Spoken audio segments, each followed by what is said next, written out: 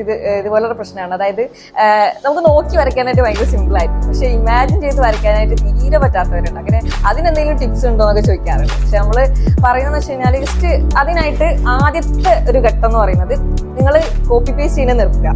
അതായത് നമ്മൾ ഒന്നിനെ കറക്റ്റായിട്ട് ഒപ്പിയെടുത്തിട്ട് ഇങ്ങനെ വരയ്ക്കും, അതിൽ നമ്മൾ പെർഫെക്റ്റ് ആയിരിക്കും അല്ലെ. അപ്പൊ അത് ഒന്ന് മാറ്റി പിടിക്കുക എന്നുള്ളതാണ് ഫസ്റ്റത്തെ ഘട്ടം. പിന്നെ നമ്മൾ എന്ത് ചെയ്യും, നോക്കി വരയ്ക്കാതെ പിന്നെ എന്താ ചെയ്യാം, അതായത് ലൈഫ് സ്റ്റഡി ചെയ്യുക. നിങ്ങൾ ഡയറക്റ്റ് നോക്കിയിട്ട് സ്കെച്ച് ചെയ്യാൻ വേണ്ടി ശ്രമിക്കുക. അത് നമ്മളെ ചുറ്റുള്ള ഒബ്ജക്ട്സ് ആയിക്കോട്ടെ, ഹ്യൂമൻ ബോഡി എന്തും ആയിക്കോട്ടെ, അതൊക്കെ കുറച്ചും കൂടെ ഒന്ന് ലൈവായിട്ട് നോക്കി ചെയ്യുമ്പോൾ അത് വേറെ തന്നെ ഒരു നമ്മൾ ഇമാജിൻ ചെയ്യുന്ന ചിത്രങ്ങൾക്ക് ഇമാജിൻ ചെയ്ത് വരയ്ക്കാൻ ശ്രമിക്കുമ്പോൾ നമ്മളുടേതായിട്ടുള്ളൊരു സാധനം എക്സ്ട്രാ അതിൽ കിട്ടും.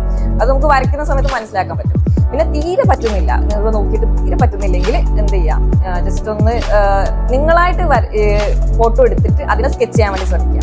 നിങ്ങൾ തന്നെ ഫോട്ടോ എടുക്കുക, എന്നിട്ട് അത് സ്കെച്ച് ചെയ്യുക. ഓക്കെ. പിന്നുള്ളത് നമുക്ക് ഈ ഇമാജിൻ ചെയ്തൊക്കെ വരയ്ക്കാനായിട്ട് എത്തുന്ന ലെവലൊക്കെ ഉണ്ടല്ലോ. എത്ര വരെ നമുക്ക് വരയ്ക്കാൻ അറിയുമ്പോഴാണ് ഇമാജിൻ ചെയ്തൊക്കെ വരയ്ക്കാൻ പറ്റുക, അങ്ങനെയും ചോദിക്കാറുണ്ട്. അപ്പൊ അവർക്ക് വേണ്ടിയിട്ട് ജസ്റ്റ് നിങ്ങൾക്ക് ഒരു ബേസിക് ഐഡിയ വേണം. അതായത് ആർട്ടിലെ പ്രിൻസിപ്പൾസിനെ കുറിച്ചൊക്കെ ജസ്റ്റ് ഒരു ഐഡിയ വെക്കുക. എന്നിട്ട് നമുക്ക് പെർസ്പെക്റ്റീവിനെ കുറിച്ചൊക്കെ ഒരു ധാരണ ഉണ്ടെങ്കിൽ ചെറിയ ചെറിയ കാര്യങ്ങളൊക്കെ നമുക്ക് സ്കെച്ച് ചെയ്ത് തുടങ്ങാൻ പറ്റും. ആ ഒരു സമയത്ത് നമുക്ക് ഇമാജിനേറ്റീവ് ഡ്രോയിങ് ഒക്കെ ചെയ്യാൻ പറ്റും. ഓക്കെ. അതിന് പ്രത്യേകിച്ച് ഒരു സ്റ്റേജിന് വേണമെന്നൊന്നുമില്ല. പിന്നെ ഇതൊന്നും പഠിച്ചിട്ടില്ലെങ്കിലും ഇത് ഓട്ടോമാറ്റിക്കലി നമ്മൾ സ്കെച്ച് ചെയ്ത് പ്രാക്ടീസ് ചെയ്യുമ്പോൾ പഠിക്കുന്ന ആളുകളുണ്ട്. അപ്പോൾ ഇതൊക്കെ കുറച്ചും കൂടെ ആ ഒരു വഴി എളുപ്പമാക്കാനുള്ള മാർഗങ്ങളാണെന്ന് മാത്രം. ഓക്കെ. അപ്പൊ ആ രീതിയിൽ ജസ്റ്റ് ഒന്ന് അതിനെക്കുറിച്ച് മനസ്സിലാക്കിയിട്ട് ചെറിയ ചെറിയ ഒബ്ജക്ട്സ് ഒക്കെ വരച്ച് പ്രാക്ടീസ് ചെയ്യാം. ഇനി നമ്മൾ വിഷ്വലൈസ് ചെയ്തിട്ട് ഉള്ള സംഭവങ്ങൾ എങ്ങനെ പേപ്പറിലേക്ക് വരയ്ക്കാന്നുള്ളതാണ് അല്ലെ. ആ ഒരു സമയത്ത് ജസ്റ്റ് ഒന്ന് എക്സാമ്പിൾ ആയിട്ട് നമുക്ക് നോക്കാം. ഒരു മാർക്കറ്റാണ് നിങ്ങൾ വരയ്ക്കാൻ പോകുന്നതെങ്കിൽ അതിൽ കുറെ ആളുകൾ ഉണ്ടാവും, ഒരു കൂട്ടം ആളുകൾ ഉണ്ടാവും, ഫാമിലി പർച്ചേസ് ചെയ്യാൻ വരുന്ന, അങ്ങനെ അതിനെ ഒക്കെ കുറച്ചുകൂടെ ഫാമിലിനെ ഹൈലൈറ്റ് ചെയ്ത് നമുക്ക് കാണിക്കണം. നമ്മളെ ചിത്രത്തിൽ എന്താണ് നമ്മൾ ഉദ്ദേശിക്കുന്നത് എന്നുള്ള സംഭവങ്ങൾ നമുക്ക് വേണം. നമ്മളേതായിട്ടുള്ള യുണീക്ക് ആയിട്ടുള്ള ഒരു പെർസ്പെക്റ്റീവിൽ അത് വരയ്ക്കാനായിട്ട് ശ്രമിക്കുക എന്നുള്ളതാണ്. അപ്പൊ അതിലേക്ക് വേണ്ടിയുള്ള ഒബ്ജക്ട്സ് ഇല്ലേ, എന്തൊക്കെ വേണം, ഒരു ഉന്തുവണ്ടി വേണമെങ്കിൽ അതും ഉണ്ടാവും, അല്ലെങ്കിൽ കാറ്, ഒരു ബൈക്ക്, അങ്ങനെ എന്തൊക്കെ ഉണ്ടോ എന്നുള്ളത് നമ്മളെ മൈൻഡിൽ വരുന്ന ആ ഒരു വിഷ്വലിനെ ജസ്റ്റ് നോട്ട് ചെയ്യുക. ഓക്കെ.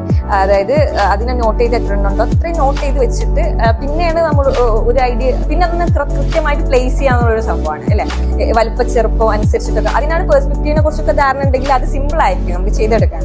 അപ്പൊ അത്തരത്തില് നമുക്ക് എന്ത് ചെയ്യാം, ആ ഒരു ഒബ്ജക്റ്റിന് നല്ല രീതിയിൽ അറേഞ്ച് ചെയ്യാന്നുള്ളത് പിന്നെ സിമ്പിളാണ്.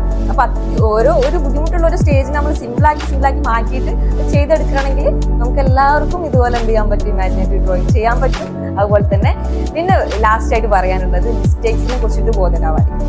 മിസ്റ്റേക്സ് ലേണിംഗ് പ്രോസസ്സിന്റെ ഭാഗമാണ്. അപ്പോൾ അത് മിസ്റ്റേക്സ് ഉണ്ടെങ്കിൽ നിങ്ങൾക്ക് മിസ്റ്റേക്സ് വരുത്തിയാൽ മാത്രമേ നിങ്ങൾക്ക് കൂടുതൽ കാര്യങ്ങൾ പഠിക്കാൻ പറ്റുള്ളൂ. അപ്പൊ അത്രയാണ്.